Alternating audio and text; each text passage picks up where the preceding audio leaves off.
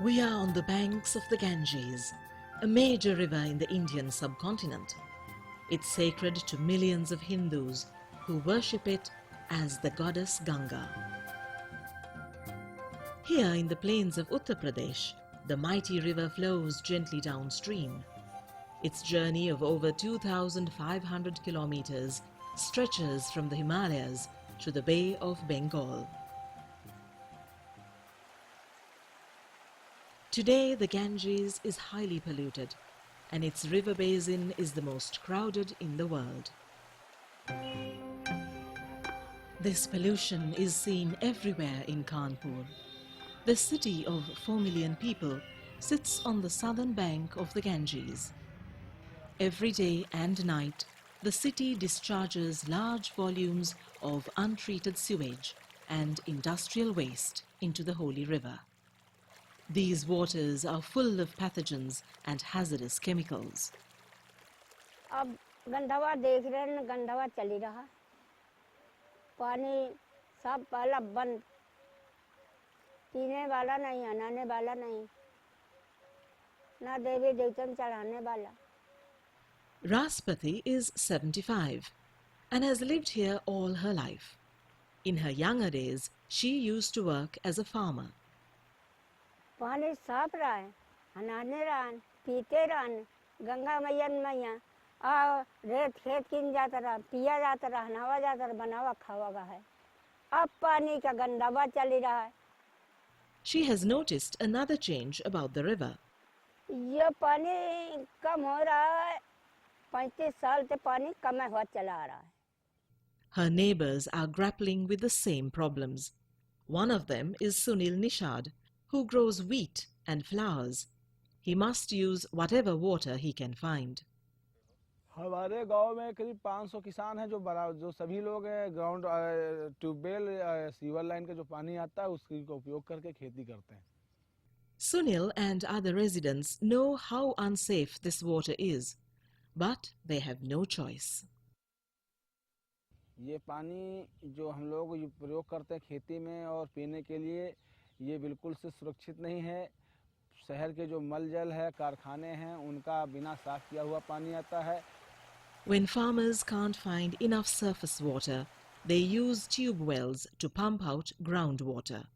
But that has its own limits.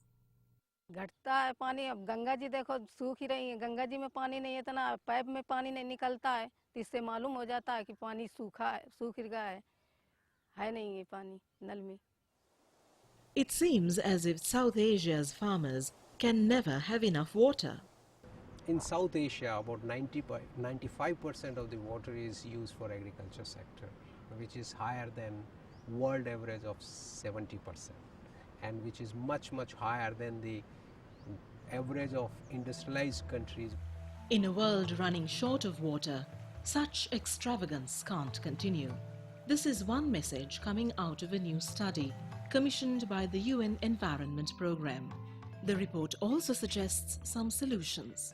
High yielding varieties, improving the irrigation water management, technological interventions which can bring or improve the water use efficiencies, and also producing high value crops, for example, would increase the productivity in economic terms.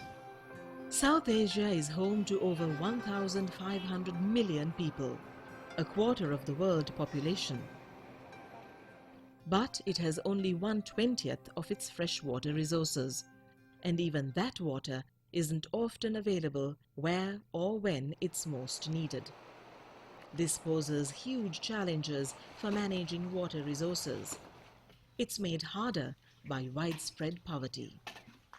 In South Asia, we have about 500 million people living $1 a day. So to them, accessibility to fresh water is survival issues. The UNEP study assessed the vulnerability of water resources in 3 South Asian river basins, those of the Ganges Brahmaputra Meghna river complex, the Indus River and the Helmand River. All three rivers flow across national borders. It found that millions of people already face increasing water scarcities because of growing human numbers, economic activity and pollution. And now, climate change is set to make matters worse. Many rivers flowing across the Indian subcontinent originate in the Himalayas, which serves as Asia's water tower. But the climate there is changing fast. Due to rising temperatures, the Himalayan glaciers are melting. But if there is no glaciers in Himalaya, then what will happen? There will be no water flowing from the Himalaya, not only in the summer, but winter and throughout the year. That will have a great impact on the rivers in South Asia, Asian countries. Meanwhile, some glacial lakes in the Himalayas are swelling fast.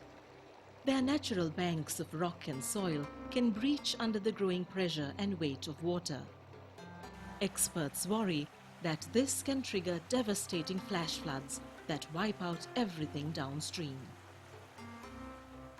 The people of Bedding are living in the shadow of this potential disaster. This Nepali village is close to the Shorolpa glacial lake. It has been formed in the past 40 years by the meltwater from the Tradcarding glacier.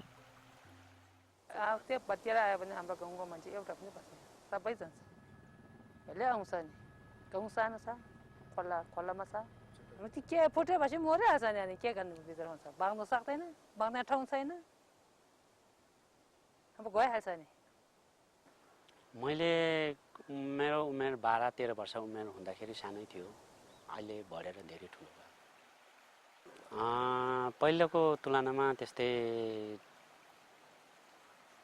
20-30 गुणा नै ठुलो भइरहेको महसुस छ त्यो चाहिँ माथिको him ओसहरु आइसहरु गिलेर सबै त्यसमा जम्मा भएको हुनाले त्यो धेरै ठुलो हुँदै गयो If the Shorolpa glacial lake bursts, it won't be just a local disaster. अब हामी मात्रै बज्ने भन्दा पनि त्यो ताल फुट्यो भने या तामाकोसी लगायत वहाँ इन्डिया बिहारसम्म क्षति गर्छ भने हामीलाई त्यो समस्या छ Rivers flow across borders in good times and bad. To better manage these waters, the UNEP study recommends an integrated river basin approach. What we need is a mix of policy interventions and development in the sense that we can address these issues which are coming up. South Asia's life-giving waters are reeling under many pressures. There is still a window of opportunity to harness the waters for the region's struggle against poverty. Working together, South Asian countries stand a better chance of coping with these formidable challenges.